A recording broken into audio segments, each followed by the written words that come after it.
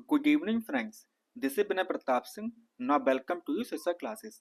आज हम देखेंगे जो आपका एग्जाम हुआ था 1 फेब 2023 को, उसमें आपके कौन कौन से क्वेश्चंस आए हुए थे। चलिए, क्लास शुरू करने से पहले हमारा आज का मोटिवेशन क्या है। हमारा मोटिवेशन है मौके मिलते नहीं, हासिल करने पड़ते हैं हमको। ठीक है ना। तो चलिए, ये रहा हमारा आज का पहला क्वेश्चन। ये बोल रहा है कि a toy car is moving in a straight line at a speed of 6 centimetre पर सेकेंड। क्या बोला जा रहा है कि एक खिलौना कार है जो कि 6 सेंटीमीटर पर सेकंड की चाल से सीधी रेखा में गति कर रही है। कोई एक खिलौना कार है, मान लीजिए ये इस टाइप की कार है हमारी, और ये हमारी आगे जा रही है। कितनी गति से जा रही है? ये जा रही है हमारी 6 सेंटीमीटर पर सेकंड की स्पीड से आगे जा रही है। आगे बोला गया है, क्या बोला गया है कि end comes to rest after a minute, और 1 मिनट के बाद में वो क्या हुई? रुक गई जाके। ठीक है ना। हमको बताना है कि how for has it travelled, इसने कितनी दूरी तय की है। तो चलिए निकालते हैं। हमको पता ना, जो हमारा फॉर्मूला होता है वो क्या होता है? Speed equal to distance upon time होता है हमारा फॉर्मूला जो होता है। और हमको क्या निकालना है? हमको निकालना है डिस्टेंस निकालनी है। तो क्या करेंगे? हम कर देंगे इसको इस प्रकार से, डिस्टेंस बराबर स्पीड मल्टीप्लाई बाई टाइम। कोई दिक्कत यहाँ तक किसी को नहीं होगी, हमें पता है, सब होशियार बच्चे हमारे पास में। तो हमारी स्पीड क्या है? हमारी स्पीड है कितनी? 6 सेंटीमीटर पर सेकंड। और उसके बाद में, क्योंकि यहाँ पे क्या लिखा हुआ, सेकंड लिखा हुआ है, तो हम 1 मिनट क्या करेंगे? कन्वर्ट कर लेंगे किसको? 1 मिनट को कन्वर्ट कर लेंगे किसमें? 60 सेकंड में। ठीक है ना। तो इसका आपको हो जाएगा 60 सेकंड। जब हम इसको मल्टीप्लाई करेंगे तो कितना आ जाएगा? 6 6 36 सेंटीमीटर। ठीक है ना। तो कहाँ पे लिखा हुआ है? ये लिखा हुआ है ऑप्शन नंबर सी में। तो इसका आपका हो जाएगा ऑप्शन नंबर सी हमारा करेक्ट आंसर। चलिए अब देखते हैं question number 2। The volume of a small ball is circulated to be 25 centimetre cube and it weight कितना है? 30 ग्राम है इन एयर, हवा में। मान लीजिए एक बॉल है, उसकी क्या है? एक बॉल है, उसका स्मॉल बॉल है, उसका वॉल्यूम कितना है? उसका वॉल्यूम है हमारा 25 सेंटीमीटर पर क्यूब है। और उसका वेट कितना है? इसका वेट है हमारा कितना? 30 ग्राम है। आगे क्या बोला गया? आगे बोला गया विल दिस बॉल फ्लोट और सिंक इन वाटर। अगर इसको पानी में डाला जाता है, पानी के कंटेनर में, तो ये डूब जाएगी, क्या होगा? ये डूबेगी या तैरेगी, हमको निकालना है। देखिए, जो घनत्व होता है किसका, डेंसिटी होती है आपके पानी की, वो कितनी होती है? डेंसिटी ऑफ वाटर कितना होता है बेटा? वो होता है हमारा 1 ग्राम। एक सेकेंड, क्या हुआ यहाँ पे?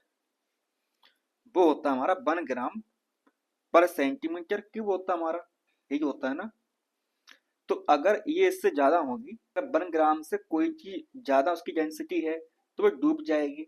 और अगर उससे कम है तो क्या हो जाएगी? वो उसमें तैरती रहेगी। तो चलिए अब निकाल लेते हैं डेंसिटी ऑफ स्मॉल बॉल। तो वो कैसे निकालेंगे? देखिए, डेंसिटी को हम क्या करते हैं, किससे लिखते हैं? उसको लिखते हैं रो से। और रो बराबर कितना होता है? Mass upon volume. ठीक है ना। और मास कितना दिया हुआ? वो दिया हुआ 25 सेंटीमीटर दिया हुआ हमारा। और वॉल्यूम कितना है? एक सेकंड, यहाँ पे मास कितना दिया हुआ है? मास दिया हुआ हमारा कितना? 30 ग्राम। और वॉल्यूम कितना है? 25 सेंटीमीटर क्यूब है। जब हम इसको काटेंगे, 5 5 25 और 5 6 30, तो कितना आ गया? 6/5, यानी कि हमारा आ जाएगा 1.2। ठीक है ना, ग्राम पर सेंटीमीटर क्यूब। और ये जो है ये हमारा ज्यादा किससे 1.2 ज्यादा किससे 1 ग्राम से है। तो इसका मतलब क्या हुआ कि ये जो हमारा बॉल होगी वो उसमें डूब जाएगी, ठीक है ना। तो इसका आपका हो जाएगा ऑप्शन नंबर ए हमारा करेक्ट आंसर। चलिए अब देखते हैं क्वेश्चन नंबर 2। यहाँ पे लिखा हुआ है which property of the filament in a bulb makes glow. Bulb में जो तंतु होता है कौन सा गुण उसे प्रदीप्त करता है। हमको पता है ना कि जो हमारा बल्ब होता है फिलामेंट, उसका जो क्या होता है आपका, जो बल्ब का फिलामेंट होता है वो कैसा होता है, उसकी रेसिस्टिविटी हाई होती है और मेल्टिंग पॉइंट भी उसका क्या होता है ज्यादा होता है। तो इसका आपका हो जाएगा ऑप्शन नंबर ए हमारा करेक्ट आंसर। चलिए अब देखते हैं क्वेश्चन नंबर 4। यहाँ पे आपका अर्ससन और रीजन का एक क्वेश्चन आया हुआ है। हमारा अर्ससन क्या है कि ये बोल रहा है the boiling point of water reduce at height altitude. अगर हम ऊंचाई पर जाते हैं तो जो हमारा क्या होता है बॉइलिंग पॉइंट वो क्या हो जाता है हमारा कम हो जाता है। किस पर, हाई एल्टीट्यूड पर। किस पर हो जाता है, हाई एल्टीट्यूड पर क्या होता है हमारा, एल्टीट्यूड पर क्या हो जाता है, ये हो जाता है बॉइलिंग पॉइंट हमारा कम हो जाता है, ठीक है ना।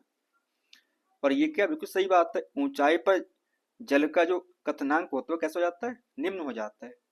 तो ये हमारा, तो क्या हो जाएगा, ये हमारा असर्शन हमारा करेक्ट हो गया हमारा। रीजन क्या है, रीजन बोला जा रहा है क्या हमसे कि there is decrease in atmospheric pressure at high altitude. ऊंचाई पर जो हमारे वायुमंडलीय दाब होता है वो कैसे हो जाता है कम हो जाता है। ऊंचाई पर जो हमारा एटमॉस्फेरिक प्रेशर होता है, एटमॉस्फेरिक प्रेशर वो क्या जाता है हमारा कम हो जाता है, जिसकी वजह से जो बॉइलिंग पॉइंट होता है हमारा वो हमारा कम हो जाता है। बिल्कुल सही बात है, ऐसे हमने सेम क्वेश्चन आपका लास्ट क्लास में करा था। तो इसका आपका हो जाएगा ऑप्शन नंबर ए हमारा करेक्ट आंसर, यानी कि जो हमारा अर्सेसन है वो भी सही है और रीजन है वो भी सही है, और रीजन जो है अर्सेसन की क्या कर रहा है व्याख्या कर पा रहा है। चलिए अब देखते हैं क्वेश्चन नंबर 5। ये बोल रहा है कि which one of the following statement correct about sound. ध्वनि के संदर्भ में निम्नलिखित में से कौन सा कथन हमारा सही है ये बताना है। हमारा पहला कथन क्या है, हमारा पहला कथन है sound can travel through all medium. ध्वनि तीनों माध्यमों में क्या होती संचित होती है, यानी कि चाहे वो ठोस से जाए या द्रव्य से जाए या गैस से जाए। सही बात है, ये हम लोगों ने भी पहले पढ़ा हुआ है। तो क्या होता है जो हमारी ध्वनि होती है वो तीनों प्रकार जो मीडियम होते हैं, ठोस द्रव्य और गैस, सॉलिड लिक्विड गैस, दोनों में से होकर जा सकती है हमारी। उसके बाद में स्टेटमेंट बी क्या बोल रहा है, बी बोल रहा है sound it produce by select few vibrating objects. Bodies जो होती हैं कुछ कंपन करती विशिष्ट वस्तुएं से ध्वनि उत्पन्न होती है, ऐसा तो नहीं होता है। बहुत सी चीजें ऐसी होती है जिससे ध्वनि आपकी बन जाती है, ना कि कोई भी सेलेक्टिव की कोई बात नहीं हो रही यहाँ पे, ठीक है ना। तो ये क्या हो जाएगा, ये हमारा गलत स्टेटमेंट हो जाएगा हमारा। उसके बाद में स्टेटमेंट सी क्या बोल रहा है, सी बोल रहा है कि higher the aptitude of vibration the louder the sound. बिल्कुल सही बात है, कंपन का जितना उच्च आयाम होता है ध्वनि उतनी ही कैसी हो जाती है प्रबल हो जाती है। तो ये क्या हमारा स्टेटमेंट, ये भी स्टेटमेंट हमारा सही है। स्टेटमेंट डी बोल रहा है कि higher the frequency of vibration shrill the sound. कंपन की जितनी उच्च आवृत्ति होगी ध्वनि उतनी कैसी होगी कण भेदी होगी। तो ये भी क्या है सही है। तो हमारा ए सी और डी क्या है करेक्ट है और बी वाला हमारा स्टेटमेंट गलत है। तो ये कहाँ पे दिख रहा है, ये दिख रहा है हमको ऑप्शन नंबर सी में, ठीक है ना। चलिए अब देखते हैं हमारा क्वेश्चन नंबर 6। 6 बोल रहा है कि what is the difference between virtual image and real image. वास्तविक और आभासी प्रतिबिंब में क्या अंतर होता है। अब जो रियल इमेज होती है वो कैसी होती है, वो हमारे पर्दे के बाहर होती है, और जो वर्चुअल इमेज होती है वो कैसी होती है, पर्दे के पीछे होती है ना। तो कौन सी होती है, देखिए वर्चुअल जो इमेज होती है can not be projected on screen, यानी कि उसको आप मतलब जो आपकी पर्दा होती है उस पर उतार नहीं सकते हैं। और वहीं पर जबकि रियल इमेज होती है can be projected on screen, ठीक है ना। आभासी प्रतिबिंब पर्दे पर प्राप्त नहीं किया जा सकता है, जबकि जो वास्तविक प्रतिबिंब होता है वो पर्दे पर प्राप्त किया जा सकता है, ठीक है ना। तो इसका आपका हो जाएगा ऑप्शन नंबर सी हमारा करेक्ट आंसर। चलिए अब देखते हैं हमारा क्वेश्चन नंबर क्या है, 7 है। आइडेंटिफाई द फॉलोइंग, निम्नलिखितों को पहचानिए। देखिए सबसे पहले क्या लिखा हुआ है, यहाँ पे लिखा हुआ है every object exert unit force on every other object, प्रत्येक वस्तु अन्य प्रत्येक वस्तु पर यह बल लगाती है। तो कौन सा लगाती है, देखिए जो हमारा ग्रेविटेशनल फोर्स होता है, कौन सा, हमारा ग्रेविटेशनल जो फोर्स होता है हमारा, वो हर किसी पर क्या होता है, बल लगाता है, फोर्स लगाता है। उसके बाद में बी क्या बोला जा रहा है, बी बोला जा रहा है कि force acting on a unit area of a surface, क्या बोल रहा है कि किसी सतह के एक इकाई क्षेत्र पर क्या हो रहा है, कार्य करता है बल। तो क्या होता है जब हम प्रेशर लगाते हैं, प्रेशर, अब वो कैसा होता है, देखिए मान लीजिए ये हमारी दीवार है, उस पर हमने क्या किया, कील ठोक दी। क्या ठोक रहे हैं, कील ठोक रहे हैं। तो जो हमारा हथौड़ा होगा, क्या होगा, हमारा हथौड़ा इस प्रकार से, मान लीजिए कितनी गंदी ड्राइंग बनाई हमने, इस हथौड़े को हमने ठोक रहे हैं। तो जो हमारी कील होगी वो सिर्फ और सिर्फ इस जो मतलब जो जगह होगी वहां पर प्रेशर डाल लेगी। तो क्या है, एक ही सतह पर वो प्रेशर डाल रही है। उसके बाद में हमारा क्या है, सी वाला बोला जा रहा है कि नॉन कॉन्टेक्ट फोर्स है। तो नॉन कॉन्टेक्ट कौन सा होता है, हमारा मैग्नेटिक फोर्स हमारा जो होता है वो हमारा नॉन कॉन्टेक्ट फोर्स होता है, ठीक है ना।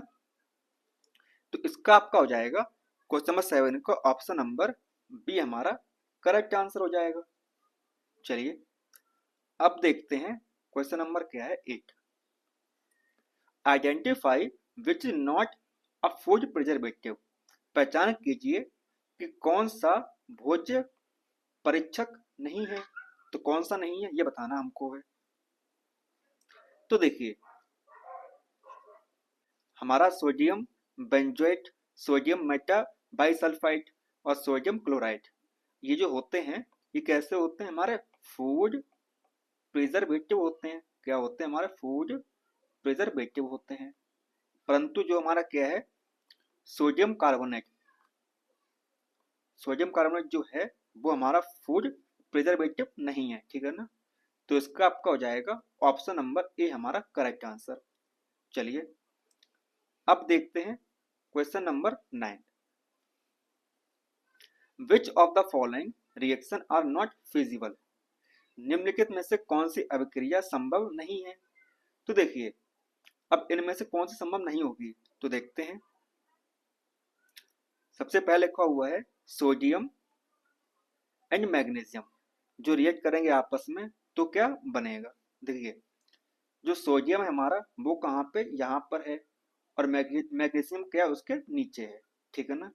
तो इसका मतलब है सोडियम रिएक्ट करके सोडियम ऑक्साइड बना लेगा और मैग्नीशियम को अलग कर देगा। तो ये तो अभिक्रिया हमारी हो जाएगी, ठीक है ना। उसके बाद में क्या बोला जा रहा है कि मैग्नीशियम की रिएक्शन करवा रहा है किसके साथ में, कॉपर ऑक्साइड के साथ में करवा रहे हैं, किसकी, मैग्नीशियम की। तो मैग्नीशियम कहाँ पर है, यहाँ पर है, और कॉपर कहाँ पे, हमारा कॉपर है यहाँ पर, ठीक है ना। तो इसका मतलब है जो रिएक्शन होगी हमारी वो हमारी हो जाएगी, क्योंकि जो मैग्नीशियम है मोर रिएक्टिव है एज कम्पेयर टू कॉपर के मुकाबले। तो ये भी अभिक्रिया हमारी हो जाएगी।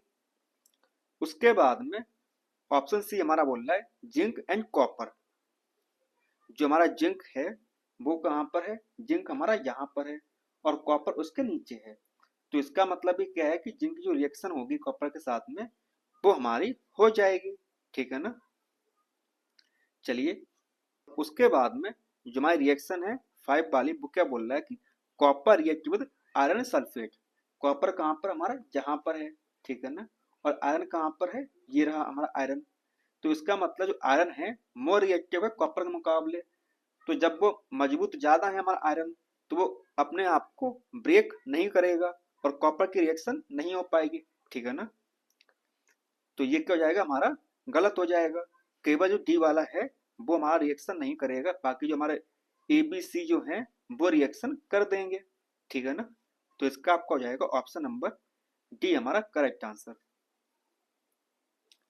चलिए अब देखते हैं क्वेश्चन नंबर 10। यहां बोला जा रहा है कि an element forms two different oxide A and B. कोई एक एलिमेंट है, उसने क्या किया, एक ऑक्साइड बना रहा है ए और बी वाले का। ओके, कोई एक दो तत्व हैं जो ऑक्साइड बनाते हैं ए और बी का। आगे बोला जा रहा है क्या, both are colourless, odourless and gas at room temperature. जो हमारे दोनों कैसे होते हैं, कमरे के तापमान पर रंगहीन होते हैं, गंधहीन होते हैं और कैसे गैस हैं, ठीक है ना। उसके बाद में आगे क्या बोला जा रहा है, आगे बोला जा रहा है हमसे क्या कि ए इज टॉक्सिक टू ह्यूमंस। जो ए है वो क्या है, टॉक्सिक है हमारा, किसके लिए, ह्यूमंस के लिए, मानव के लिए कैसा है, टॉक्सिक है। ए जो है मानव के लिए कैसा है, हानिकारक है। ओके, और बी क्या है हमारा, बी बोला जा रहा है कि B is a greenhouse gas. B जो क्या है, हरित ग्रह, हरित गैस है, ठीक है ना। तो बी क्या हमारा, ग्रीन हाउस गैस है हमारी, ठीक है ना। अब देखते हैं हमारे ऑप्शंस क्या क्या है। हमारा पहला ऑप्शन है nitrous oxide, nitrogen monoxide. Okay, option B हमारे पास में सल्फर डाइऑक्साइड और सल्फर डाइऑक्साइड। उसके बाद में ऑप्शन सी क्या है, हाइड्रोजन ऑक्साइड और हाइड्रोजन परऑक्साइड। ऑप्शन डी हमारा है कार्बन मोनोऑक्साइड और कार्बन डाइऑक्साइड। आपको पता है जो हमारा कार्बन मोनोऑक्साइड होता है CO, वो क्या होता है, हानिकारक होता है, किसके लिए, हमारे इंसानों के लिए कैसा होता है, हानिकारक होता है। और वहीं पर जो कार्बन डाइऑक्साइड होता है वो क्या हमारा एक ग्रीन हाउस गैस है हमारी, ठीक है ना। तो इसका आपको हो जाएगा ऑप्शन नंबर डी, डी हमारा करेक्ट आंसर हो जाएगा इसका। चलिए अब देखते हैं क्वेश्चन नंबर 11।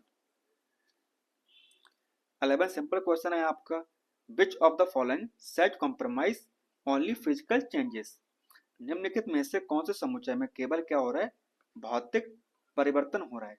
ये हमको बताना किस में हो रहा होगा। तो ये किस में हो रहा है, ये हमारा हो रहा है किस में, freezing of ice cream and dissolving a candy, ठीक है ना। यानी कि जो हमारी आइसक्रीम का जमना और कैंडी का क्या घुलना, ये क्या हमारा, ये हमारा फिजिकल चेंज है। तो आपका हो जाएगा ऑप्शन नंबर बी हमारा करेक्ट आंसर। अगर चाहें तो आप यहाँ से पढ़ लीजिए ये वाला कि केमिकल चेंज क्या होता है और फिजिकल चेंज क्या होता है, ठीक है ना। चलिए अब देखते हैं क्वेश्चन नंबर 12।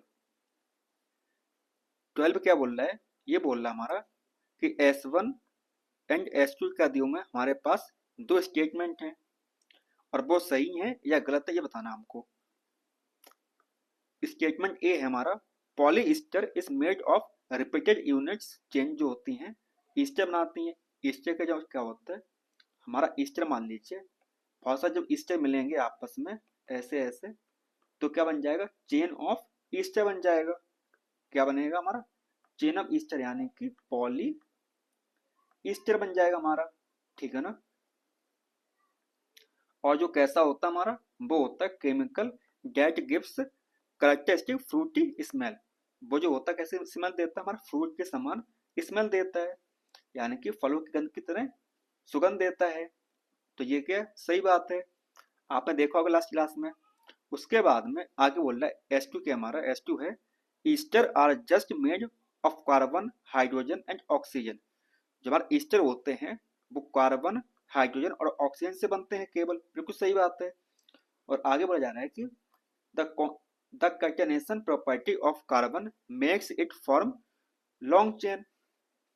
जो श्रृंखला का जो गुण होता है किसका, कार्बन का, जिसकी वजह से वो क्या होता है हमारा लंबा चेन बना पाता है। कैसा होता है श्रृंखला, मतलब ये इस प्रकार से, जो हमारा कार्बन होता है उसके पास क्या होते हैं हमारे चार बॉन्ड होते हैं। क्या होता है उसके पास में चार बॉन्ड होते हैं। देखिए इस प्रकार से, जब वो इस प्रकार से क्या होगा एक लंबी चेन बना पाएगा आगे जाकर, है ना, इस प्रकार से।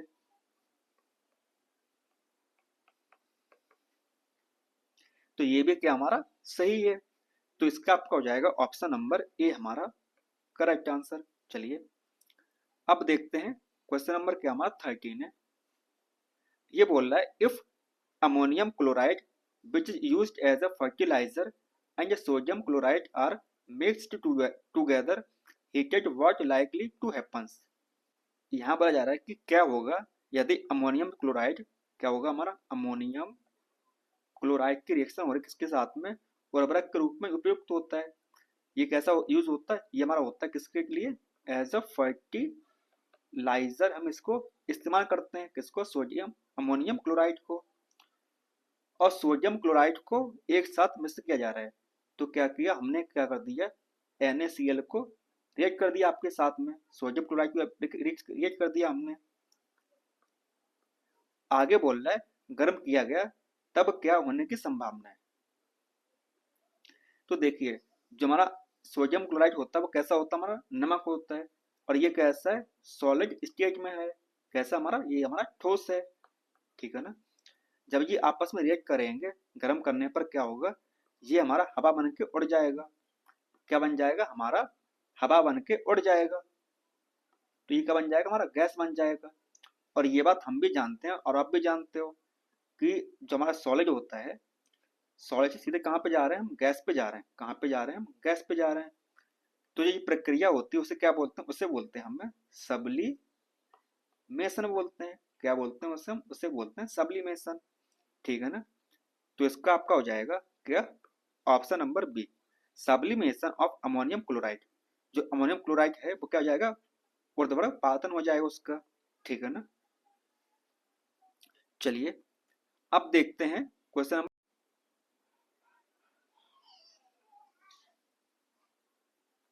अब देखते हैं हम क्या है क्वेश्चन नंबर 14। 14 क्या हमारा, देखिए ये बोल रहा है कि एक सेजल है, Sejal has a two colourless solution X and Y. Sejal के पास में क्या है दो सॉल्यूशन है, एक एक्स है और दूसरा क्या हमारा उसके पास में वाई है। ये मान लीजिए एक्स है, दूसरा क्या है वाई है, ओके। आगे क्या बोला जा रहा है, आगे बोला जा रहा है कि add turmeric solution X and Y. उसने क्या किया, दोनों सॉल्यूशन में क्या मिला दिया उसने, टर्मरिक का पानी मिला दिया, यानी कि हल्दी का पानी मिला दिया उसने, ठीक है ना। हल्दी का ब्लेंड डालती है उसमें, ओके। आगे क्या बोल रही है, आगे बोल रही है वो कि एक्स टर्न्स येलो। एक्स क्या हो गया, एक्स हमारा कैसा हो गया, येलो हो गया, ठीक है ना। उसके बाद में आगे बोला जा रहा है कि बाई बिकम्स ब्रिक रेड। जो बाई तब कैसा हो गया हमारा ब्रिक, यानी कि खून के समान कैसा हो गया, लाल हो गया वो, ठीक है ना, ब्रिक रेड हो गया। आगे क्या बोला जा रहा है, आगे बोला जा रहा है कि देन सी पोर y इंटू एक्स। उसने क्या किया, y को किसमें डाल दिया, x में डाल दिया। The red colour start fading. जो लाल रंग था उसका वो कैसा हो गया, हल्का हल्का कम होना शुरू हो गया। What you can conclude about the nature of x and y। तो हमको बताना है कि x और y क्या होंगे। देखिए तो हमारा जो x होगा वो क्या होगा, हमारा अम्ल होगा, ठीक है ना। x क्या होगा हमारा, x हमारा एसिड होगा। अब एसिड क्यों होगा, क्योंकि वो कैसा रहा था, वो हमारा आता पीला का पीला। तो x हमारा हो जाएगा क्या, एसिड हो जाएगा हमारा। और b क्या हो जाएगा हमारा, b हो जाएगा हमारा क्या, बेस, ठीक है ना। जो बेस होता है, बेस में क्या हो जाता है उसका, बेस में हमारा जो रंग हो जाता है वो ऐसा हो जाता है ब्रिक रेड हो जाता है उसका, किसका, सॉल्यूशन का।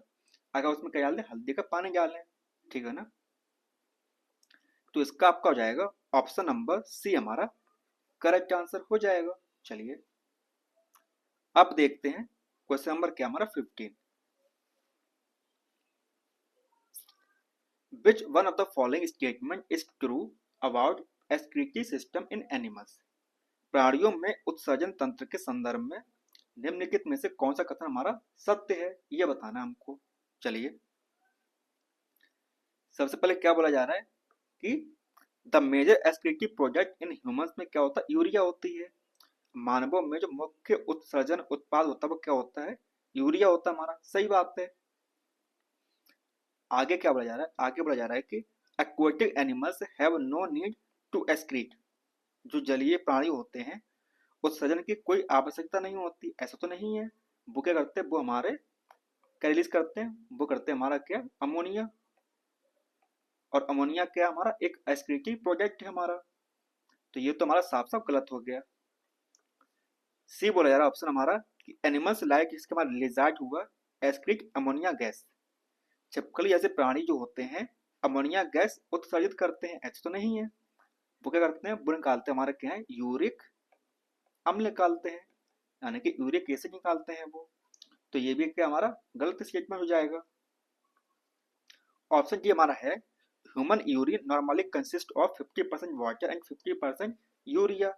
मानव मूत्र में सामान्यतः क्या होता है, 50% जल होता है और 50% हमारा यूरिया होता है। देखिए ऐसा भी नहीं होता है। अगर हम ज्यादा पानी पियेंगे तो पानी की मात्रा बढ़ जाएगी, कम पियेंगे तो पानी की मात्रा कम हो जाएगी। ठीक है ना। तो इसका आपका हो जाएगा एक ही ऑप्शन नंबर ए हमारा करेक्ट आंसर। चलिए अब देखते हैं क्वेश्चन नंबर क्या है 16। While observing the onion cell, हम क्या कर रहे हैं, एक ओनियन सेल को देख रहे हैं, किसके, अंडर माइक्रोस्कोप के नीचे देख रहे हैं। ओके। सूक्ष्मदर्शी के नीचे प्याज की कोशिकाओं को प्रेक्षण करते हुए आगे क्या है, one can notice many blank looking large x structure in the cytoplasm while the same structure is in cheek cell are smaller in size। क्या बोला जा रहा है, ये बोला जा रहा है यहाँ पे कि कोई कोशिका द्रव्य में अनेक खाली दृष्टिगत बृहत एक्स संरचनाएं देख सकते हैं, जबकि गाल की कोशिकाओं की समान संरचनाएं आकार में कैसे होती, छोटी होती हैं। अगर यहाँ पे आप समझ पा रहे होंगे, जो हमारा क्या होता है, गाल की जो कोशिका होती है, जो हमारी जो चीक सेल होता है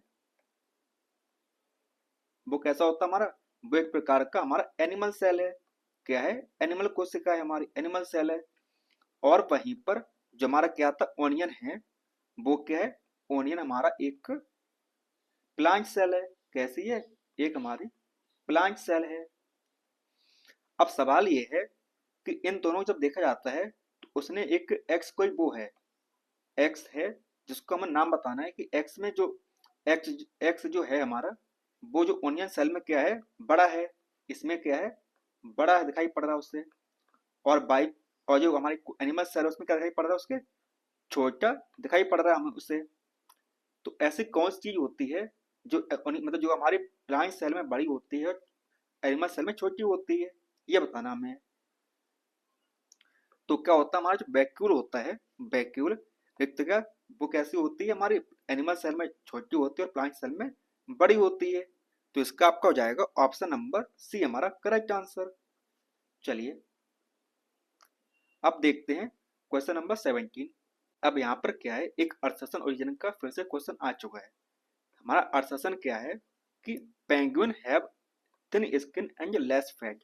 जो पेंगुइन होते हैं उनकी जो त्वचा होती है कैसी होती है, पतली होती है और कम बसा होता है। अब ये बात आप जानते हो, हमारा पेंगुइन होता है वो कहाँ पर रहता है, जहाँ पर सर्दी ज्यादा पड़ रही होती है, यानी कि जहाँ पे बर्फ पड़ती है वहां पे पाया जाता है कौन, हमारा पेंगुइन। ठीक है ना। तो जो उसकी चमड़ी होती है, स्किन होती है, वो कैसी होती है, मोटी होती है। कैसी होती है, हमारी थिक होती है, ना कि थिन। ठीक है ना। और जिसमें फैट होता है वो कैसा होता है, लार्ज होता है, यानी कि मोर होता है, ना कि कम। ठीक है ना। तो ये क्या हमारा, ये हमारा गलत हो जाएगा अर्थशास्त्र हमारा। अब रीजन क्या बोल रहा है, रीजन बोल रहा है कि penguin huddle together to keep each other warm. Penguin जो होते हैं एक दूसरे को गर्म करने रखने के लिए एक दूसरे को क्या करते हैं, सटकर खड़े हो जाते हैं, यानी कि गोला बना लेते हैं, जिससे उन पे कम सर्दी उनको लगे।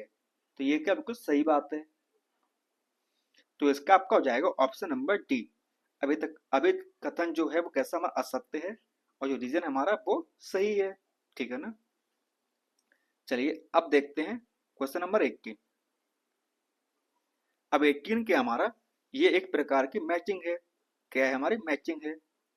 तो आप जानते हो जो हमारा वायरस होता है, क्या आपके वायरसेस वो कैसे होते हैं, उन्हें आपको क्या करना पड़ता है, को मतलब रिप्रोड्यूस करने के लिए किसी दूसरे होस्ट की जरूरत पड़ती है। तो इसका क्या हो जाएगा आपका, विषाणु कैसे होता है, हमारे प्रजनन के लिए परपोषी जीव की आवश्यकता होती है। Need a host organism to reproduce, ठीक है ना, किसको, वायरस को। ओके। और वहीं पर जो हमारे बैक्टीरिया होते हैं, used in preparation of medicine, जैसे कि आपका क्या होता है, पेनिसिलिन हो गया, है ना, उसका हम इस्तेमाल इसमें करते हैं, जीवाणुओं का औषधियों के निर्माण में उपयोग होते हैं, ठीक है ना। और जो प्रोटोजोआ होते हैं वो क्या होते हैं, हमारे अमीबा होते हैं।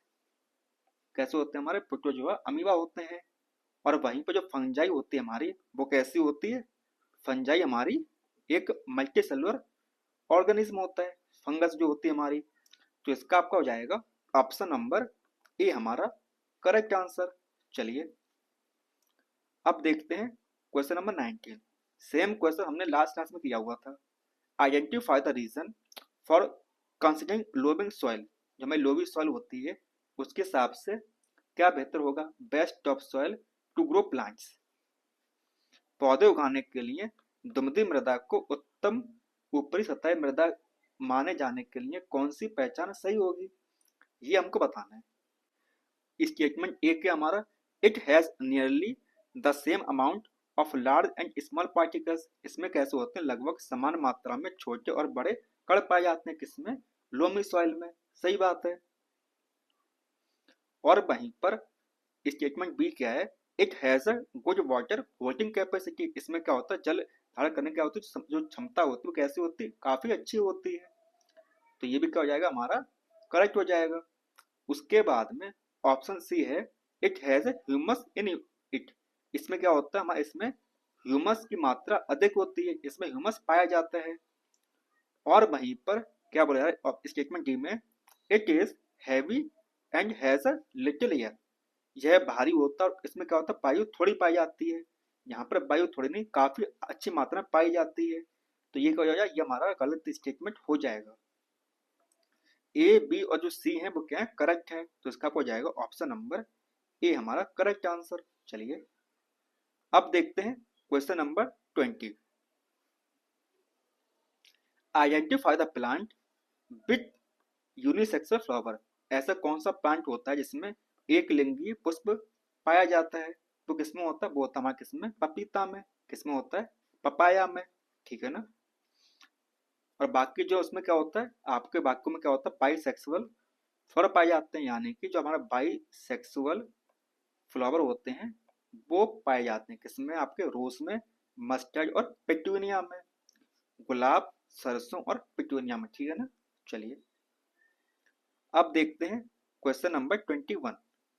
अब क्या है, क्वेश्चन नंबर 21 में बोला जा रहा है कि identify the statement that are true about scientific enterprise, उन कथनों की पहचान कीजिए जो वैज्ञानिक उद्यम के लिए एक विषय में क्या है, सत्य है।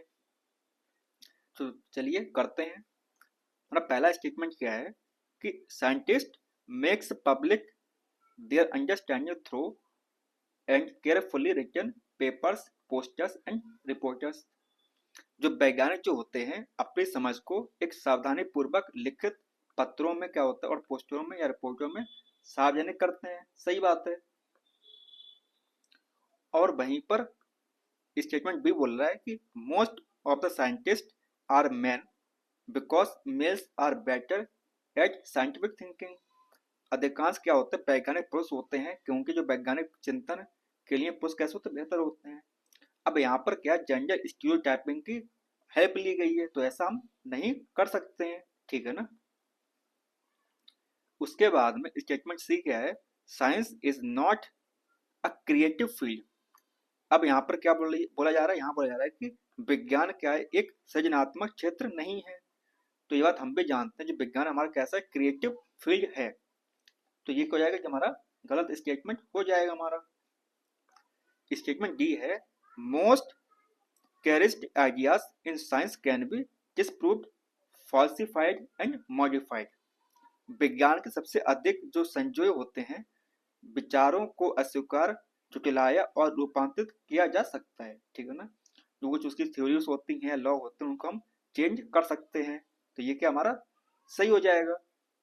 तो ए और डी जो है वो हमारे करेक्ट है, ठीक है ना। तो इसका आपको जाएगा ऑप्शन नंबर डी हमारा करेक्ट आंसर। चलिए अब देखते हैं question number 22। The science text book often have a colored boxes with interesting stories of past. One such story is about working of the stomach was discovered by the Dr. William Beaumont when his patient Alexis Stent Martin was badly hit by a shotgun. अब यहाँ पर एक किताब है जो आपकी NCERT वाली, उसमें ये मतलब लिखा हुआ है एक बॉक्स में। आपने देखा होगा मतलब जो किताब होती है एनसीईआरटी वाली, उसमें कुछ बॉक्सेस बने होते हैं, उसमें छोटी मोटी स्टोरीज लिखी होती है। तो उन स्टोरीज में क्या लिखा हुआ है कि डॉक्टर विलियम जो हैं, उनके पास एक पेशेंट आया, कौन, मार्टिन, एक पेशेंट आई, और वो क्या था, उसकी जो स्टमच था, आपका जो अमाशय होता है, उसको किसी ने गोली मार दी थी उसमें। तो ऐसा वहां पे लिखा हुआ है। आगे क्या बोला जा रहा है, आगे बोला जा रहा है हमारा क्या कि what are the objectives of science teaching, learning that fulfilled by including the above textbook। इससे मतलब जो आपको लिखा हुआ था उससे आप मतलब क्या समझ में आ रहा बच्चे को। तो क्या आ रहा देखते हैं। देखिए सबसे पहले क्या दिया हुआ है, ये दिया हुआ है to develop a historical perspective. अब इससे क्या है, एक बच्चे को एक आइडिया मिला कि इतिहास में क्या हुआ था, किस प्रकार चीजें मतलब आगे बढ़ी थी। और उसके बाद में to develop an understanding of nature of science. अब इससे क्या बच्चा एक अंडरस्टैंड कर पा रहा है कि किस प्रकार के साइंस का नेचर, प्रकृति कैसी थी विज्ञान की। तो ये भी क्या हमारी सही बात है। तो ऐसा हम कर सकते हैं बच्चे के हिसाब से। स्टेटमेंट सी हमारा क्या है, सी बोल रहा है कि to develop an appreciating how an incident gives rise to discoveries. और हम मतलब किसको अप्रिसिएट कर पा रहे हैं कि किस प्रकार से कुछ ऐसे इंसिडेंट्स घटे हमारी जिंदगी में, जिससे जो साइंस, जो हमारी विज्ञान था उसमें डिस्कवरीज हो पाई। तो ये भी क्या सही बात है। ऑप्शन डी हमारा है to reduce the burden of content by including fun stories. अब क्या है कि यहाँ पर हमने क्या किया, ऐसे जो स्टोरीज डाल दी उससे क्या होगा, बच्चे को बर्डन कम हो जा रहा है, ऐसा तो नहीं होता है, ठीक है ना। तो इसका आपका हो जाएगा ए बी सी जो के हमारे वो कैसे हैं, करेक्ट है। ऑप्शन नंबर डी हमारा करेक्ट आंसर हो जाएगा। चलिए देखिए ये रहा हमारी हिंदी वाली जो स्लाइड है वो वाली, ठीक है ना। जिसको हिंदी पढ़ना है वो अपना हिंदी पढ़ ले, जिसको इंग्लिश पढ़ना है वो अपना इंग्लिश से पढ़ ले, ठीक है ना। इसका क्या हमारा ए और बी जो सी हमारे वो कैसे हैं, करेक्ट है, ठीक है ना। और डी वाला हमारा इनकरेक्ट है। अब देखते हैं क्वेश्चन नंबर 23।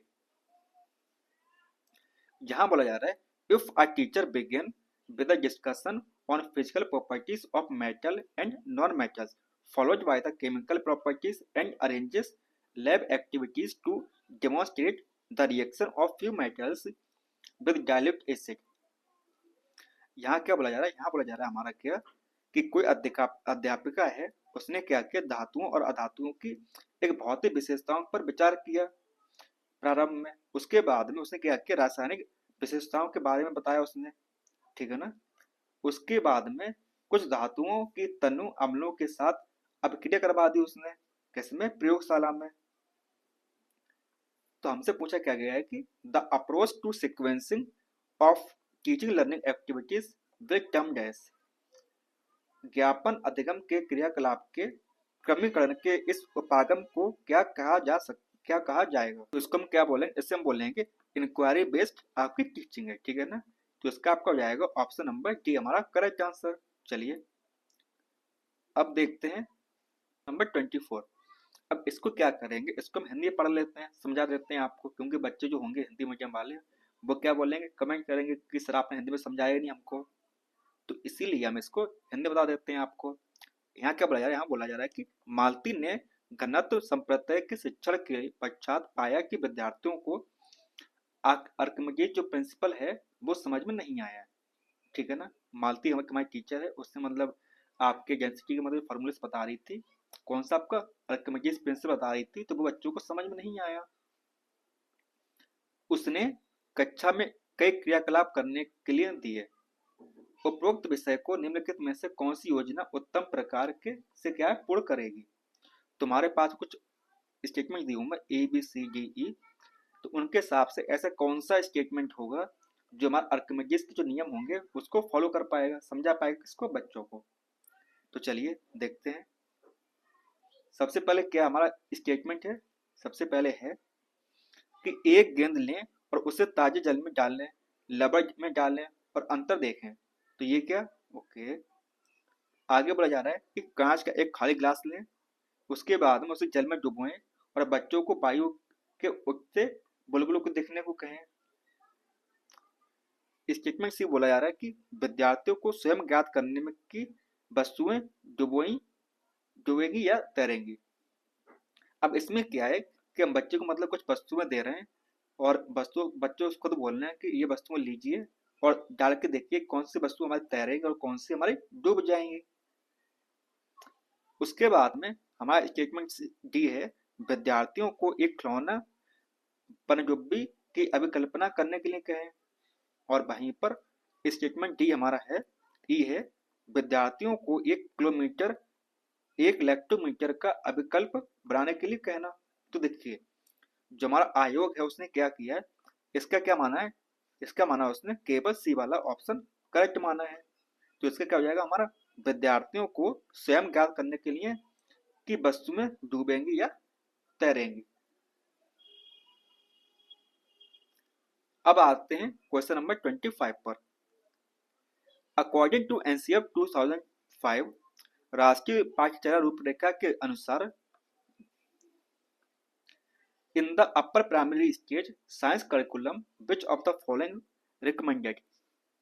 उच्च प्राथमिक स्तर विज्ञान के पाठ्यचर्या में निम्नलिखित में से कौन सा क्या अनुशंसित है, ये हमको बताना है। यहाँ पर आपके स्क्रीन में दिया हुआ ABCD दिया हुआ है और इनमें से हमारा कौन सा सही होगा ये बताना हमको है। तो चलिए सबसे पहले क्या है, सबसे पहले हमारा दिया हुआ है systematic experiments need to be introduce to verify theoretical principles. सैद्धांतिक नियमों को सिद्ध करने के लिए सुव्यवस्थित प्रयोगों को प्रस्तावित करने की आवश्यकता होती है। और स्टेटमेंट बी क्या है, most concept should be arrived at by an inductive approach. एक आगमनात्मक उपागम द्वारा ही संप्रदायों तक पहुंचना चाहिए। स्टेटमेंट सी हमारा है, vocational education need to be integrated with science. जो व्यवसायिक शिक्षा जो है विज्ञान के साथ क्या करनी, सम्मिलित करनी चाहिए। तो ये जो है ये हमारा साफ साफ गलत हो जा रहा है, तो ऐसा हमको नहीं कर सकते उसके साथ में। स्टेटमेंट डी हमारा है, activities and experiment suggested are inexpensive and use readily available materials. सुझाए गए क्रियाकलाप एवं प्रयोगों सस्ते और सरलता से उपलब्ध सामग्रियों के लिए करना चाहिए। तो जो आयोग ने क्या किया इसका आपका माना ओनली आपका कौन सा, डी वाला, केवल डी हमारा क्या है करेक्ट आंसर होगा कि सुझाए गए क्रियाकलाप के एवं प्रयोग क्या करें, सस्ते और सरल तरीके से बच्चों को समझाएं। ठीक है ना। अब देखते हैं क्वेश्चन नंबर क्या है 26। यहाँ बोला जा रहा है कि select the views that are aligned with the spirit of open book questions. हम क्या कर रहे हैं, खुली पुस्तक प्रश्नों के बारे में जान रहे हैं। ठीक है ना। तो सबसे पहले क्या दिया हुआ है कि it reduce the fear of assessment in students as students. यह विद्यार्थियों में मूल्यांकन का जो भय होता है वो क्या करता है, कम करता है। बिल्कुल सही बात है। जो हमारे खुली पुस्तक प्रश्न होते हैं उससे बच्चों के अंदर जो मूल्यांकन जो भय होता है वो कैसा हो जाता है, कम हो जाता है। ओके। आगे क्या बोल रहा है, आगे बोल रहा है it gives full opportunities to student to explore the book. यह क्या करता है, विद्यार्थियों को पुस्तक की खोज करने का पूर्ण अवसर देता है। बिल्कुल सही बात है। स्टेटमेंट सी हमारा है, it does not help to gauge the conceptual understanding of the student. यह विद्यार्थियों की संप्रति समझ को पहचानने जांचने में हेल्प नहीं करता है। ये बिल्कुल करता है, तो उनको यहाँ पर नहीं लिखा हुआ है, तो ये क्या हो जाएगा, ये हमारा गलत हो जाएगा। ये जो है कौन सा आपका ओपन बुक क्वेश्चंस, ये हमारा हेल्प करता है किसके लिए, बच्चों को समझ में आने के लिए। स्टेटमेंट डी हमारा है, it encourages all students to read all books thoroughly and memorise them. यह सभी विद्यार्थियों को सभी पुस्तकों को पूर्ण रूप से पढ़ने और उन्हें याद करने के लिए प्रोत्साहित करने। रखिए, हम याद करने की बात तो हम कह नहीं सकते बच्चे से, याद करने के लिए कह नहीं सकते हैं, क्योंकि यहाँ पे क्या लिखा हुआ है, मेमोराइजिंग देम। तो हम किसी को याद करने की इतना नहीं कर सकते, प्रोत्साहित नहीं कर सकते हैं। तो यहाँ पे क्या हो जाएगा, ये हमारा गलत हो जाएगा, ठीक है ना। तो ए और जो बी है हमारे स्टेटमेंट वो कैसे हैं, सही हैं। तो इसका आपका हो जाएगा ऑप्शन नंबर ए हमारा करेक्ट आंसर। चलिए अब देखते हैं question number 27। Research suggested that childrens are frequently unaware of the locations of some of the internal parts of the body। पे क्या बोला जा रहा है, क्या बोल रहा है कि शोध सुझाते हैं कि बच्चे जो होते हैं शरीर के अंगों को नामांकित करने के बावजूद शरीर के कुछ जो आंतरिक अंग होते हैं उनकी अवस्थिति से क्या होते हैं, अनभिज्ञ होते हैं हमारे, उनको जानकारी नहीं होती है। डिस्पायर begin able to name the parts, what strategy is best suited to bridge the above gap। उपरोक्त कमी को पूरा करने के लिए कौन सी योजना उपयुक्त होगी, ये हमको बताना है। सबसे पहले क्या है कि bring flash cards of all internal parts of the body helping children observe it. क्या करें, शरीर के सभी आंतरिक भागों के फ्लैश कार्ड लेकर आना और बच्चों को उन्हें दिखाना और समझाना। तो ये क्या हो जाएगा, आगे बोल रहा है क्या, using and helping children to make life size diagram and human body and 11 it. मानव शरीर के जीवन आकार का एक चित्र बनवाना और उनको नामांकित करने के लिए बोलना। सी ऑप्शन है हमारा, giving homework based understanding functions of all parts body. हम क्या करें, बच्चों को होमवर्क दे दें कि बच्चा घर से करके लेके आए, तो ऐसा हम नहीं कर सकते क्योंकि टीचर कौन है, आप हैं, तो जिम्मेदारी किसकी, आपकी समझाने की, तो ऐसा भी हम नहीं कर सकते हैं। ऑप्शन डी क्या हमारा, making children play creative games based on memorising body parts. हम क्या करें, बच्चों को शरीर के अंगों के नाम याद करने के लिए एक आधारित क्रिएटिविटी क्या करें, गेम खिलाएं बच्चों को। तो देखिए जो हमारा ए बी और जो डी ऑप्शन हैं वो लगभग सेम है, परंतु जो ए वाला है वो मोर करेक्ट है, और जो हमारा आयोग था उसने क्या माना, इसका ए आंसर माना है, ठीक है ना। तो आप भी इस प्रकार से देखिए, कुछ क्वेश्चन ऐसे होते हैं जिनमें हमेशा आपको कंफ्यूजन रहेगा, परंतु जो आपके हिसाब से सही लगे वो आपको लगा के आना है, क्योंकि जो हमारा सीटेट का एग्जाम होता है उसमें निगेटिव मार्किंग हमारी नहीं होती है।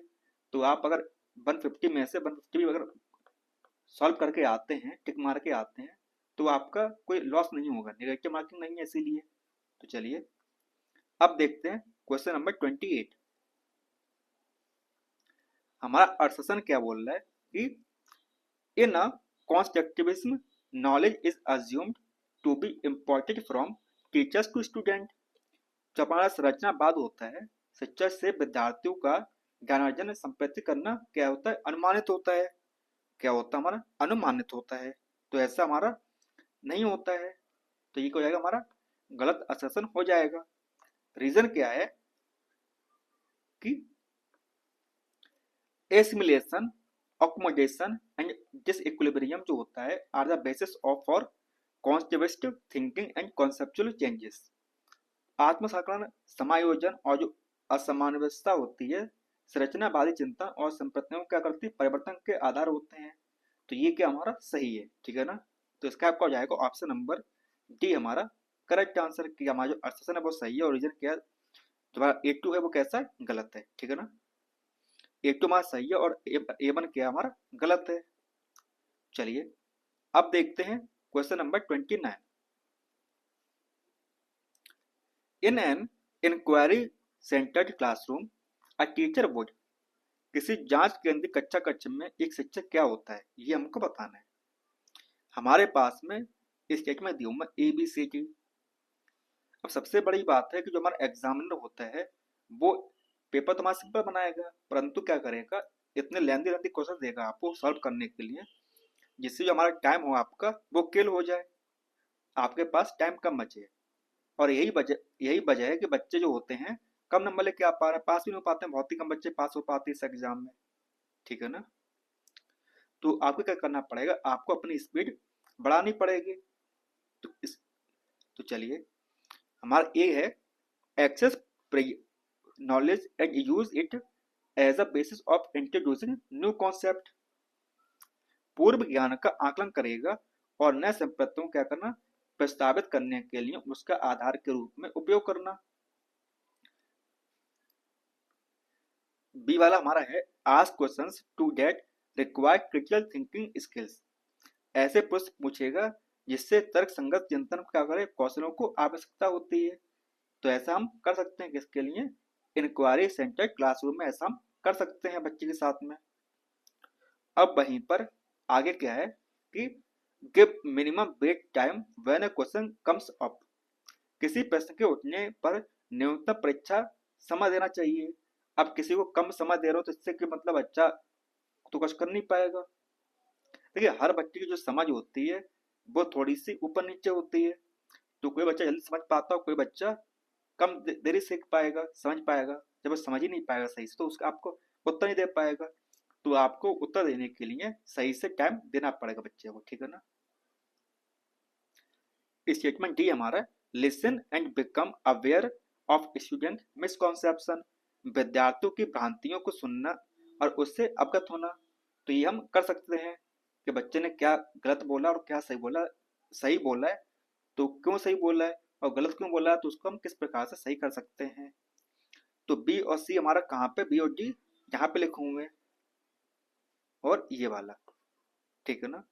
क्योंकि सी हमारा साफ साफ गलत है तो इसको हम नहीं लगा सकते, किसको लगाएंगे, हम लगाएंगे फिर ऑप्शन नंबर डी को, ठीक है ना। तो इसका आपको आ जाएगा क्वेश्चन नंबर 29 का ऑप्शन नंबर डी हमारा करेक्ट आंसर। चलिए अब देखते हैं आज का आखिरी सवाल।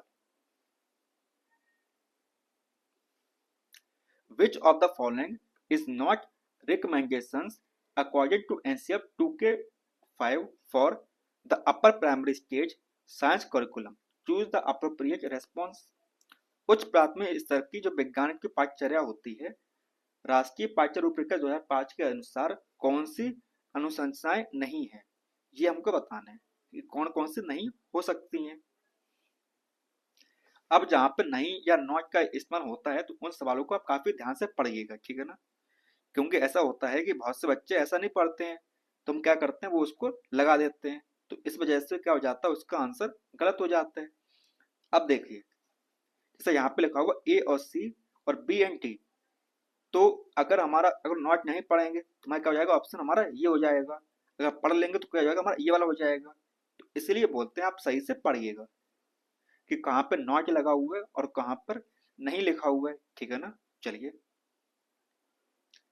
तुम्हारा पहला स्टेटमेंट क्या है कि relative science concept to real life situation. विज्ञान के संप्रदायों को वास्तविक जीवन से क्या करें, जोड़ना। तो हम ये जोड़ सकते हैं, परंतु ये हमारे आंसर्स में नहीं आएगा क्योंकि हमसे क्या पूछा गया, आपसे पूछा गया नहीं वाला, ठीक है ना। चलिए स्टेटमेंट बी है given direct information definition and descriptions. सूचना परिभाषा एवं व्याख्या सीधे देना। अब बच्चों को हम सीधे क्या करते हैं, समझा दिया, तो ये हम नहीं कर सकते हैं, ठीक है ना। स्टेटमेंट सी हमारा है creative situations for student to construct their own knowledge. क्या करें, विद्यार्थियों के लिए सभी स्थितियां सृजित करना जिसमें वे अपने ज्ञान को निर्माण कर सकें, ठीक है ना। तो ऐसा हम कर सकते हैं बच्चे के लिए। स्टेटमेंट डी हमारा है doing external learning and avoiding text book as much as possible. क्या करें, अधिगम को व्यस्त करना और जहां तक हो सके पाठ्य पुस्तकों को दूर रखना, और ऐसा भी हम नहीं कर सकते हैं। तो देखिए बी और डी के हमारे गलत हैं, क्योंकि वो गलत है इसलिए वो क्या हो जाएगा, सही हो जाएगा। तो इसका आपका हो जाएगा ऑप्शन नंबर सी हमारा करेक्ट आंसर। चलिए अब मिलते हैं आपसे अगली क्लास में, तब तक के लिए धन्यवाद।